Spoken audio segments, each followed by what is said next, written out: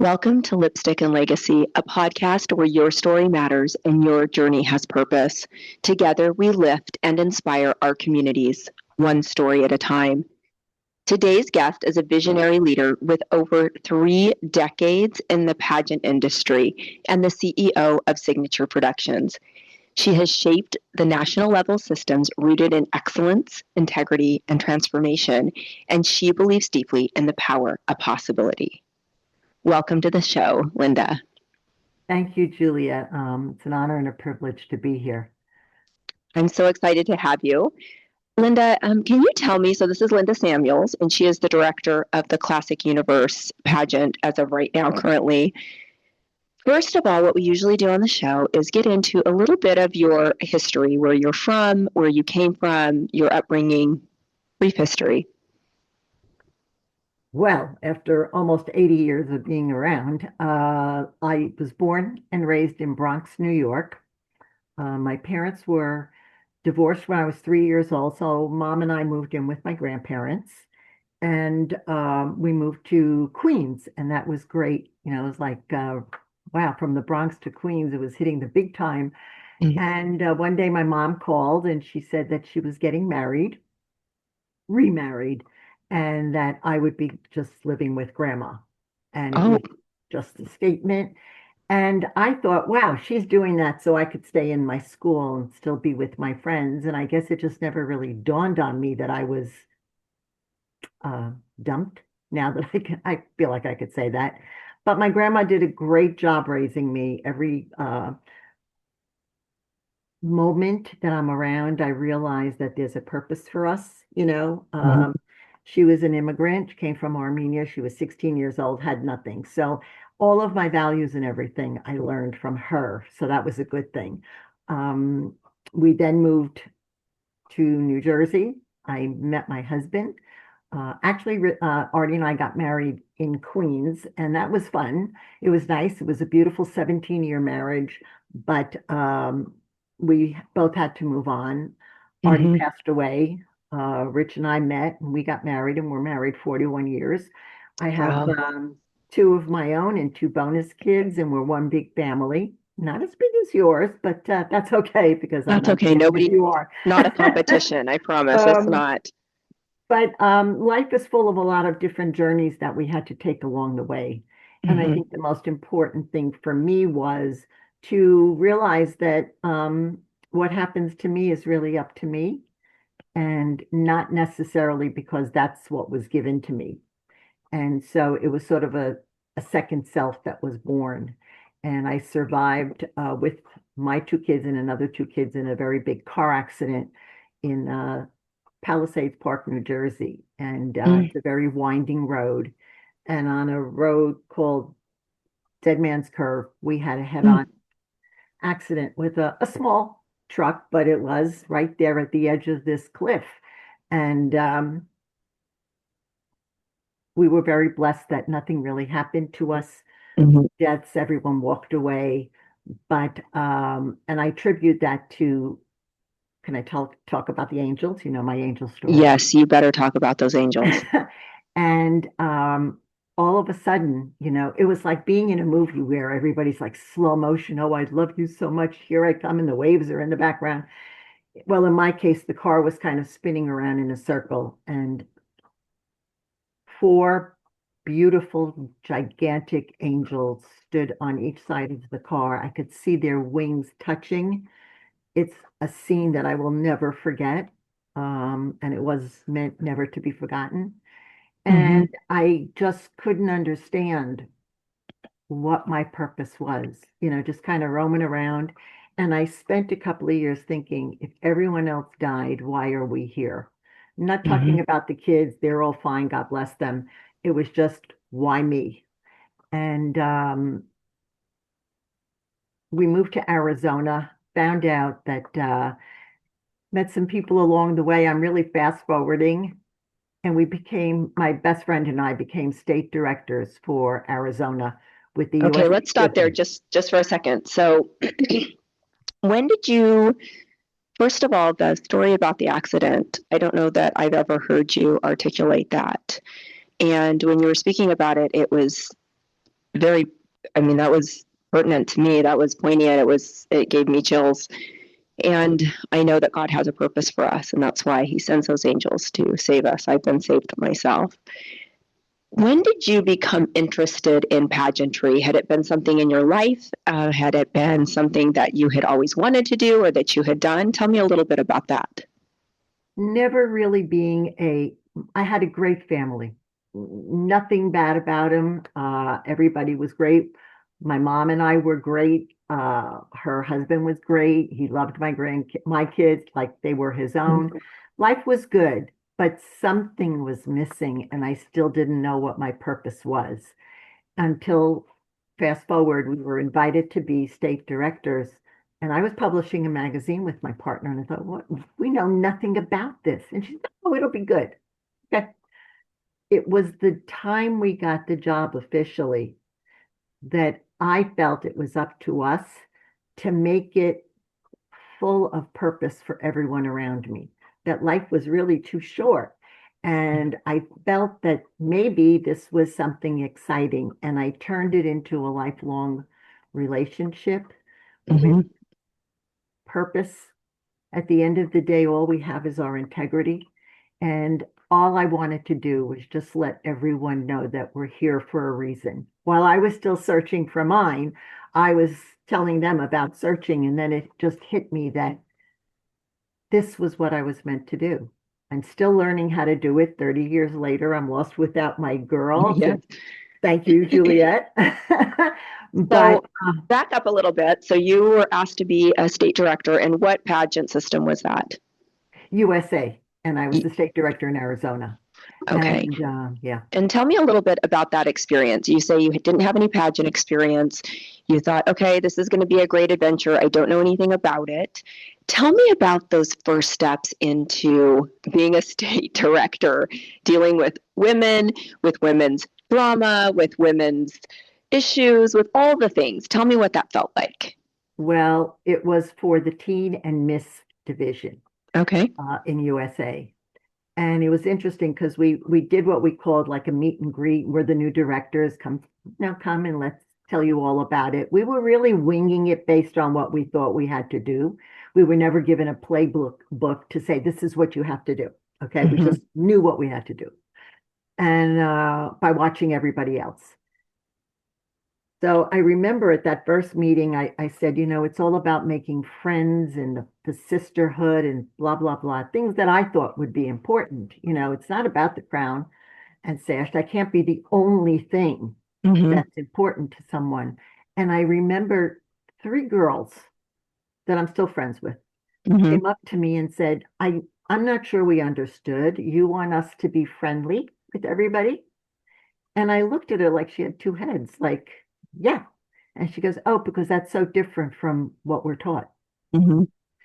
And I realized they were taught it was a competition, and I was teaching the friendships, which long So after that, you had a different vision for what pageantry was, or maybe an idea of what Mhm, it was compared to the women and girls that were coming into your pageant. Was that a mhm. moment where you were like, what did I get myself into? I thought this was about sisterhood. I thought this was about friendship, and it was really something more. What was that like for you? Didn't even give it a second thought. It was like when my mom said, I'm not coming home, I thought, oh, great, this is good. I can still stay with my friends in school. I must be one of the dumbest people on the planet because it didn't affect me. I wanted them to know, and maybe it's because I was older and I'm still older than they are, that there had to be more purpose in life. And if we were going Mm-hmm. to get on this big stage and get a title, what were you going to do with it? And how would it affect you? And how could it affect the people around you? So why exactly are you here? Because this is what we were trying to build. And I think that's what caught on was Mm-hmm. that we were more about the kindness and the connections rather than just say, I'm here for a purpose. Please don't talk to me. This is my goal, blah, blah, blah, blah, blah. Now, you Yes. have to understand that USA had the bigger states had big sponsors, Mm-hmm. and you had to be focused on what you were doing, but it not focused enough to just disregard everyone and be on this little mission all by yourself. but to So, choose your decisions wisely.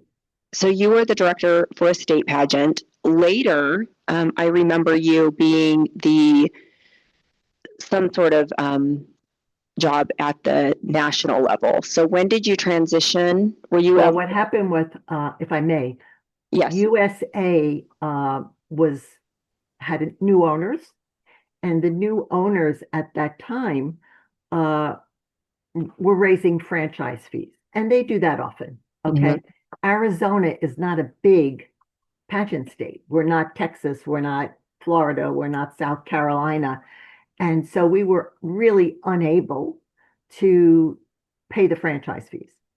Mm.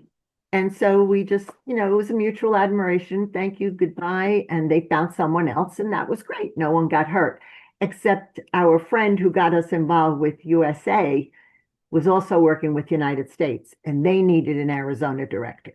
And Okay. we got it. And that's how we got in.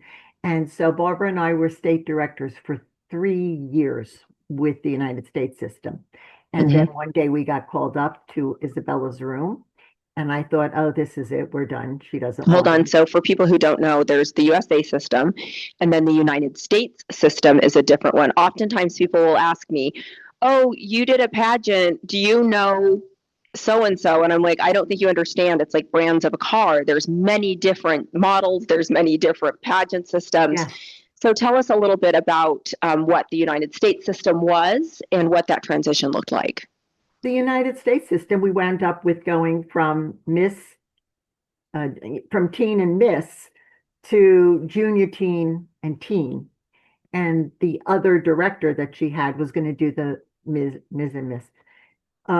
It was very different because the dynamics of the people were different. They kind of knew what United States was. It was around, they knew Isabella, she did the misses, and she thought that we could bring a new look and a new light, but Mm-hmm. everything that we did was based on what she wanted. It was, top-notch integrity, blah, blah, blah, blah, blah. Okay. But we always answered to Isabella. She was the leader. And oftentimes Mm-hmm. people would say, but you're the national director. I go, yeah, but I'm not the owner. You have, Okay, so there she was are, the owner of the organization. That's who right, I worked directly with right, as Mrs. Nevada, right, United States. right. And I mean, she was always very nice to us, but I often say define very nice. It's different for different people. Hmm. And I just wanted to show her that we could do the job that we were chosen to do. The following year, the other two girls left, including my partner, Hmm. and I became the national director of all four divisions. And I thought, okay, well, this is interesting. Again, God, what do you want me to do here? But somehow it grew from the 30 girls that we started with between all four divisions to the year that I left, which was 2011, to almost 90. Hmm. And so that was a big build. And but she was the owner and she had different plans. And I had served for 6 years, and it was just time for all of us to move on. And Hmm. um, and I decided, well, let me just kind of figure out what I want to do. And that's when I started my own pageant system. And so here we are. So when I competed in the United States system, I remember the prelim, the Nevada prelim was very large. We had about 25 girls. And then when we went to the United States pageant, there was a representative from absolutely every state. So Mhm. it was a very large production. It was a large group of women, and it was a fabulous experience, I will say. But that was 20 years ago. So let's Mhm. move forward a little bit. So you decided, you know what? I'm going to start my own pageant. I have all of this experience. I have years and years of experience and life lessons from being in pageantry. Why did you decide to start a pageant? It's a big undertaking. Uh, it's funny, as I would say to my husband when he says something, I would go, stupid comes to mind. I don't know. But I just felt that I was put in this position for something, and I don't know that I really accomplished it. And would I do something different if I were in charge? We always say that if I were in charge, okay, so Mhm. here it was, I could be in charge. And what I quickly realized, because I took a year off from doing the pageants to just kind of looking and researching in my brain. So um, I decided to do it because they were still not focusing on the fact that we were all women, and at the end of the day, we all have something to offer. And the more I thought about it, the more it became obvious to me that women around the world are experiencing some of the same things that we are, or even worse, and don't know that there's someone out there that says, hey, I'm here to talk to you. I've had something similar, not quite like yours. And then we grew, we went from five to seven. I mean, it was a very slow start. It's Hmm. still slow because I'm still the new kid on the block. At 80, almost, no, at 30 years, 80 is my birthday. At 30, I know more than almost every director out there, but I know it on a different scale. Hmm. And so my goal has been, and I've been incredibly blessed with ladies who respect the decision enough to want to either enter or stay part of the family. And I was one of So, the first directors that would say, welcome to the United States family. mhm. Like, what is she talking What about? does that even mean? And now everyone has a family. Okay. Yes, Well, we had it's a, about the family, it's about the sisterhood, it's about yeah. the lifelong connections. What made you make a pageant for women over 30, the age of 30? So when I was directed to your pageant, I was feeling a little humdrum in my middle age. And a friend of mine, I said it would be so fun to compete again, and not necessarily the competition, but getting ready for the competition. That's where I find the most growth. And she said, there's an amazing pageant for you, and it's called Classic Universe, and Lynda Samuels is the director. You need to talk to her. And I was really grateful to find a pageant that really focused on women over 30 years old. What made you decide to open it up to that age group?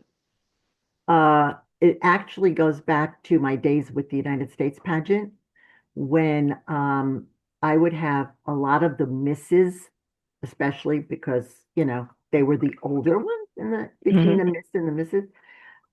And they said, Lynn, you've got to do something because no matter what happens, we're seen as the older ones. And it just, in any pageant system, it's the younger ones that get picked. If you ever do this, can you change it? Isabel wouldn't change it, but I could. So that's when I listened to what they wanted. And so I said it was for women 40 and above. And all I did was start with Ms. and Mrs. That's all I wanted. I knew the diet, I knew everything about that group of women. And the first year that I did it, when I was back in the showroom a year and a half later, one of the girls in the other system, I was directing another system together with mine on the same stage, and it was really great. So one of the girls said to me after it was over, she said, I really want to work with you. Could you lower the age? And um, I said no, because then it begins to, bless you, it begins to look like I'm desperate for people. Everyone judges every move that you make, especially in the world of pageantry. And so I said, I started this specifically if I lower the age, blah, blah, blah, blah, blah. But I don't want to be rude. So let me sleep on it. So I slept on it. I prayed for it. And I realized, well, why can't I just start another division for women that are 30 and up? So I still had the 30, and we call that the contemporary woman. The starting age is 30, but there's no ceiling because there's no Mm-hmm. ceiling on dreams. And we don't control our ages and when we are no longer here. So why should I say 30 to 90 or whatever? It was 30 and up.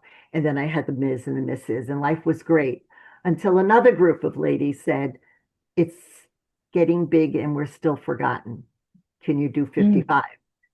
So I thought about this really long and hard, and I said, okay, I will have four divisions. I will respect the ages, and I will work with each group. And so now we have the contemporary Ms., Mrs., and Classic Universe Woman, and that starts at 55 and up.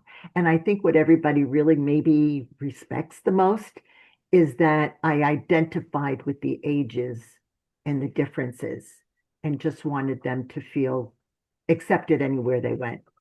Yes, and that is one thing that really drew me to your system was that at my age, I was turning 50, and although I really respect that younger generation, I felt like I had a lot more perspective, and I was just in a different time of life, a different age of life, and a different season. And those are the women that I want to connect with. Those are the things I want to talk about. And I remember being on a stage younger and thinking, I know everything and I've got this all figured out. But now that I have some perspective, I realize that being on stage with a 20-year-old isn't even the same realm. It's not even the same universe necessarily.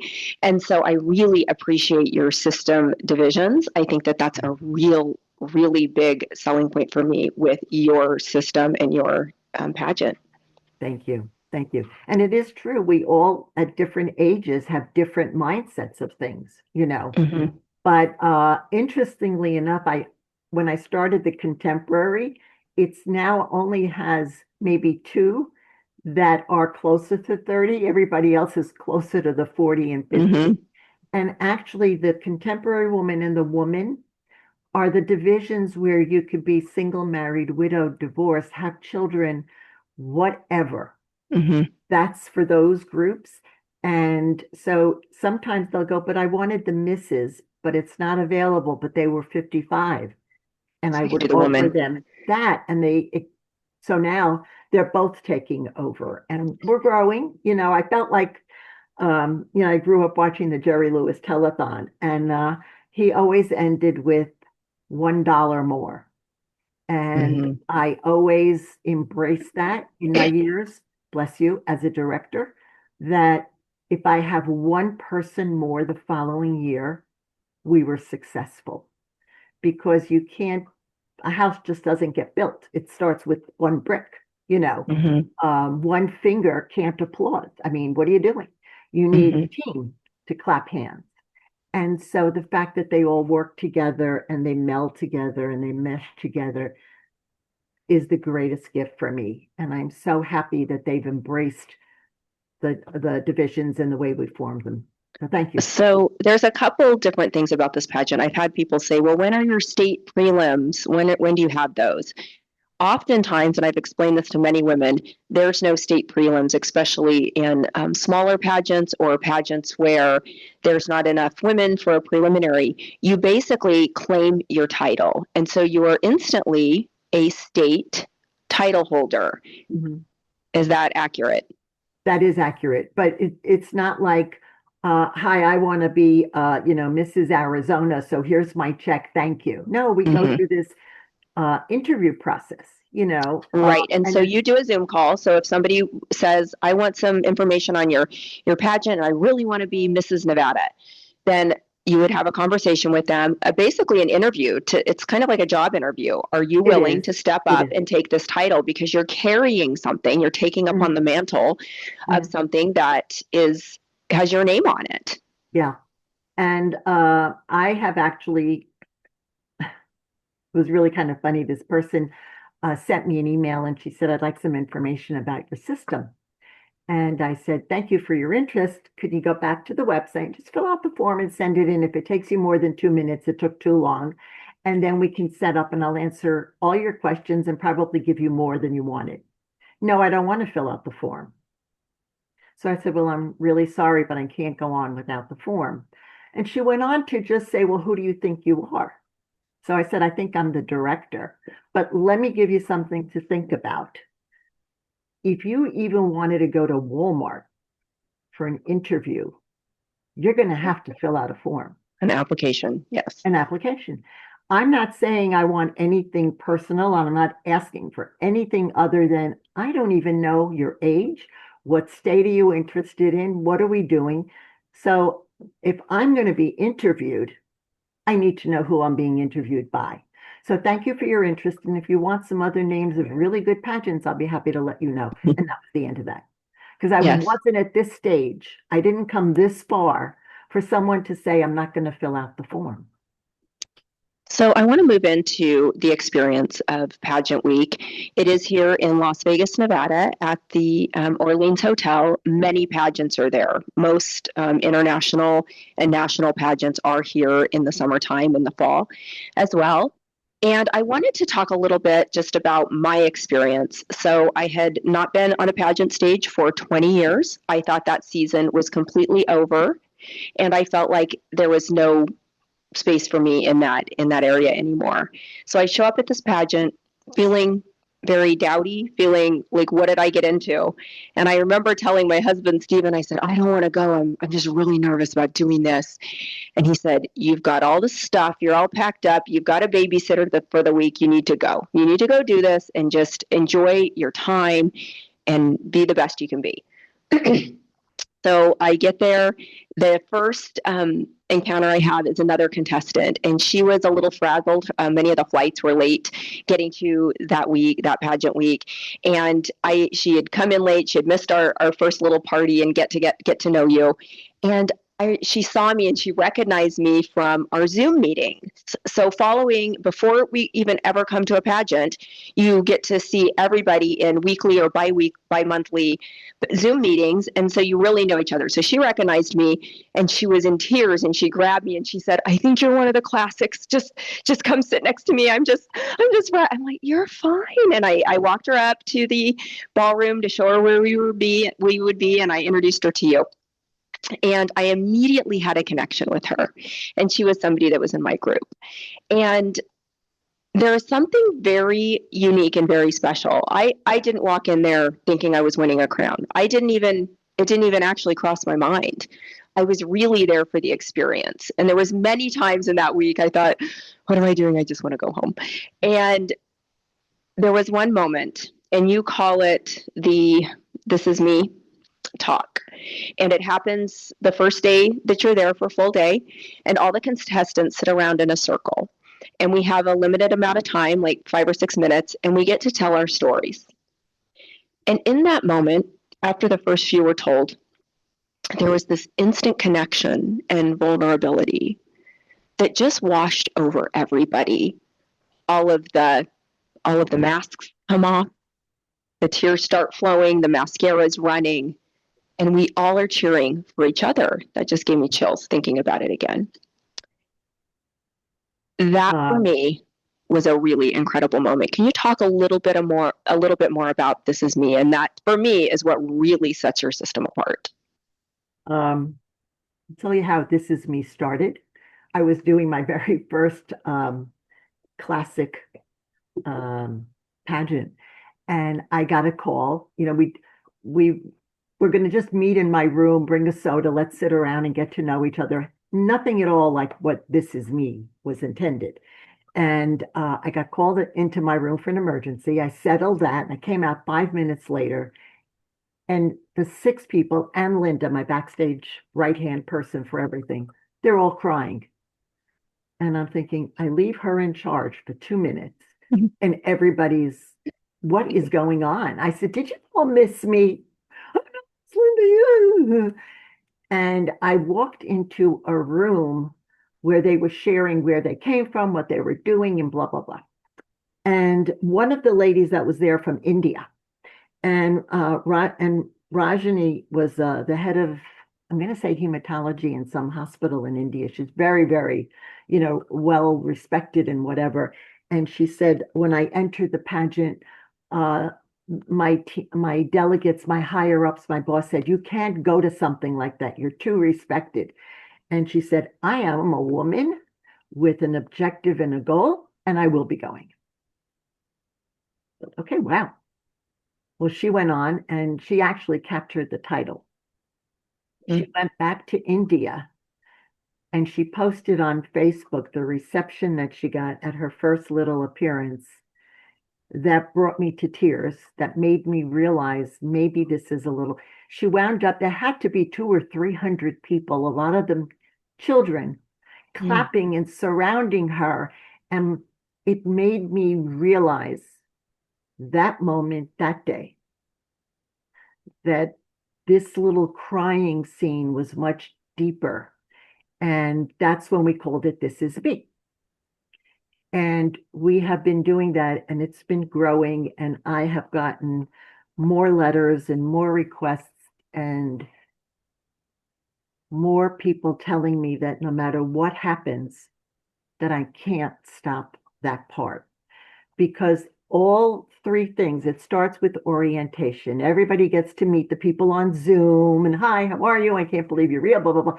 And that little orientation, they all meet the staff. They meet Jay and Natalie and Lynda and the photographer and the videographer. So there's no secrets. And everybody immediately knows we're on a mission here to put on a show and to grow and to meet. Part one. Part two was that this is me. So let's get to really know those people that we hugged and kissed and loved and life is great. And then the barriers, as you said, immediately broke down. Then we take the break and we went bowling in ball gowns and bowling shoes, which is upstairs. And everybody gets dressed up and everybody really does act kind of silly. And that's when the bonds are truly cemented together because no one's looking at, I can't compete against her. Everybody's thinking, I really want it, but if it's not me, I'm going to be happy for any one of these ladies. And when you hear that, Yeah, that's how weird, my experience yeah, really was during that. This is me hearing everybody's story. It's incredible, especially when you're dealing with women that are 30 years and up. You get a lot more perspective and a lot more depth than you would with maybe somebody who's 20. Not saying that they can't have that. It's just right. they don't have the lifespan that It's a these women different do. story. Mm-hmm. And you hear their stories of survival and resilience and overcoming odds. And it's truly an incredible moment. And I remember that day, I went up to you and I said, I can go home right now. I have gotten all I needed from this moment. I am full. My cup is full. That interaction with you, I had to leave and go kind of hide somewhere and get rid of the tears because having watched you all those months on the Zoom calls, I could tell who's questioning themselves, who's getting it, who's bored, who's not, whatever. And I thought, gee, she's really nice, but I'm not, I know that there's something there, but I just can't hit it and blah, blah, blah. And then you come and then you come up to me with that line. I thought, oh my God, it is working. It is what it was supposed to be. And then, if you remember, you came by the next day after our Yes. guest speaker and said, I'm so glad I didn't have to leave yesterday. And at that point, we were just, I feel, we became the family that you weren't sure you even wanted to know. That's what I got out of it Yes, because before I we don't all need met. any more family. I have Yeah. lots of And I that. can understand that, but I've managed to squeeze my way in every now and then. So You thank you. have. And what I realized too is that I have a place for everyone. There's enough room when you're serving and lifting others. There's enough room for everyone. The Absolutely. one thing that was kind of a funny interaction, one of your ambassadors came up to me, and an ambassador is somebody who has been a former queen and they stay with the organization, which is another really unique aspect to your system. These women do not leave. You cannot get rid of them. They love you. They love the process. They love the sisterhood. They love the organization because there's more to it than your standard everyday run-of-the-mill pageant. But she said to me, she goes, quit telling the director you're ready to go home and you can just be done. And I'm like, well, it's because I keep getting my cup full. Like, I don't need that. I don't need it. I have so much more from this. The other thing that I really noticed walking into that first meeting, the little meet and greet, we all get to wear white. Everybody looks beautiful. It's the different range of women. You have some that look like Barbie dolls, some that are plus size, some that are ethnic. You have literally people from other countries. Just the wide variety of women. And oftentimes I see pageants advertised. This is for plus size women. This is for petite women. This is for African American women. I love that this pageant is truly for every woman. And I do believe that, especially seeing your winners, they do not fit in a box. Nobody fits a mold. So tell me a little bit about your vision, what you tell judges to look for when they're selecting your title holders. Well, first and foremost, we don't have a petite division. I'm not a petite pageant. I'm not a Black women's pageant. I'm not a plus size pageant. I'm really a pageant for, as you said, every woman. And what I want my judges to notice is her sense of style a little bit. I mean, I don't want her coming out looking like, why are you wearing this garbage bag? I mean, didn't you have one friend? Look for someone who's approachable. It's not only the story. You could have an unbelievable history that you'd like to share. But if I can't come up to you and say, I heard this about with blah, blah, blah, and can I talk to you? And you don't even know what you're getting into, but they want to get into you. So I want my judges to see, how approachable is this woman? How confident is she that she could bring something? Is she going to work with the other three queens and Laura, my international ambassador, and myself? And the reason I like doing the Zoom is because if you think I'm too crazy for you, because I do kid around a lot, I'm part of the group, but when I'm serious, I'm serious. Is this the person you really think you could work with? I want them to know that I want to work with 4 women who can embrace what we're all about, our stories and other people. And I think for the past 5 years, my judges have done an incredible job. I would have to agree with you. I definitely would have to agree with you. You have some really amazing women that represent your organization for sure. I'm incredibly blessed, incredibly blessed. And I guess it's because I got the message that God wanted me to do what I'm doing, and the blessings are not stopping. And one thing I wanted to hit on was my experience again, just because that's what I have to go off of, that after I won that crown, the doors that have opened up for me, my self-confidence, definitely just, I had new purpose, this new confidence about me. It was there. It was just kind of suppressed for the moment. And I remembered that I'm supposed to be living intentionally. I'm supposed to be living with purpose. And I have had a year of yes. Every opportunity that's good, that comes across my desk, that comes across my phone, I say yes. I will show up. I will serve. I will do everything because I feel like this is my time. And I want to thank you for providing a stage, for providing an opportunity for women like me and all of those who come to your pageant to be their best selves, to remember their story and that their story has power and that their story has purpose. So I'm deeply grateful. I feel like I'm on fire. I feel like I'm living again. I am just, every day I wake up at 5 a.m., I'm so excited to start the day. I have a million ideas. And that has a lot to do with you and a lot to do with my choice of saying yes to Classic Universe. Thank you. You're an incredible title holder, as are all of the girls. Thank you for bringing up the ambassadors.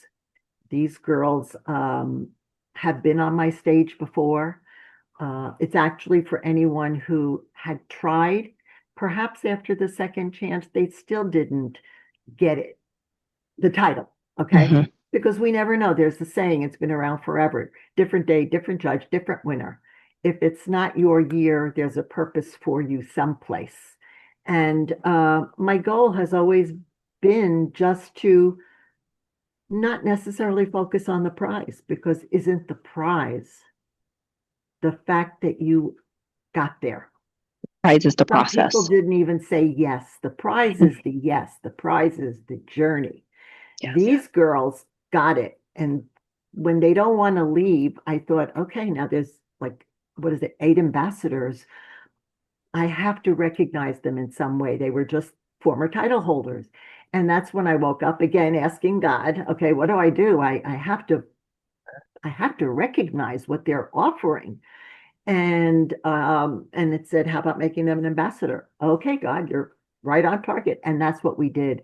And I think that even if you didn't capture it, but you worked with me for 2 years, striving to get that, and you don't want us to do another year. And they said to me, can I be an ambassador?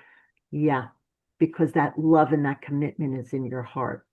And that's what we need when we're out there as women, is supporting other women. And that's how the ambassadorship started. And I've grown a lot from your ambassadors. They were there, they were helping, they were really encouraging, and I've connected with most of them. And I'm just, it's a whole new world of really fabulous women. Okay, I have three more questions. There should be quick ones. good. What is your, excuse me, Lynda, I I'm have very you, nervous. and I get to ask I'm you glad I'm not in questions a for judge's once. room. Okay, what is Okay. the biggest mistake women signing up for pageants make in preparation? For any pageant, I Any feel pageant. you have to look into the system. There's a lot of great systems. We're great, but we're not the greatest. I said to someone, we're not the best pageant, and I'm not the best director. And I got reamed on that one. And I said, but we're not, because when you consider yourself to be the best, there's no room to grow. Mm-hmm. I'm a good director. I know my work. I could do it with my eyes closed. Sometimes social media has gotten out of hand. I'm lost without my girls. But the minute you think you're better, you're in for a lot of disappointment in life. Mm-hmm. And so my thing is to always strive, say yes. Sometimes we can't. That's no reflection on anything other than timing. But get out there and embrace the yes to be in the pageant. Do your homework. Are they actually going to take a 55-year-old woman when all of the pictures on their website shows 30, 20s? Are Yeah. they after it? It's no secret. Pageantry is a numbers game. A director begins to grow when the system grows. And I have supported Classic Universe with my own budget for a lot of years. Mm-hmm. And I keep saying to Rich, my husband, well, I think we're going to lose a little less this year. And that's the something that I strive for because it doesn't happen overnight. You can't build something overnight. You can't grow from yes to not taking advantage of these Zoom calls that we're doing. Mm-hmm. And thanks to the one that you contributed to and Katrina, and now we're going to have Jay talk about social media. These are free classes Take that we're them. doing Take for the our opportunity. delegates to help you prepare. Because at the end of the day, we're all going to be on that stage. And if you think you're under pressure, you have no idea what I go through. I can't No even idea. imagine. That actually answered my next question was what's some things that they do wrong and then the things that they do right. So I would say do your homework, study that system, and mostly I think being authentic, being your real self, telling your story in the best way that you know how, and just being very kind that week and just in your life. I think it's really easy for the judges to see what kind of person you are when you walk into that room, Mhm. whether you're trying to fake it until you make it or whatever, but they can tell the true They self. can tell. They can tell. All Yeah. right, this is my last question, and it's my question I ask everybody. What is the legacy you want to be remembered for? That's a very touching question for someone who's going to be celebrating um, 8 decades. Yeah. Incredible. I don't know how many more chapters I have. None of us do. I look forward to being on that stage in July with God's blessing. And I hope that long after I'm gone, and I don't plan on retiring, so sorry, girls who thought that was happening.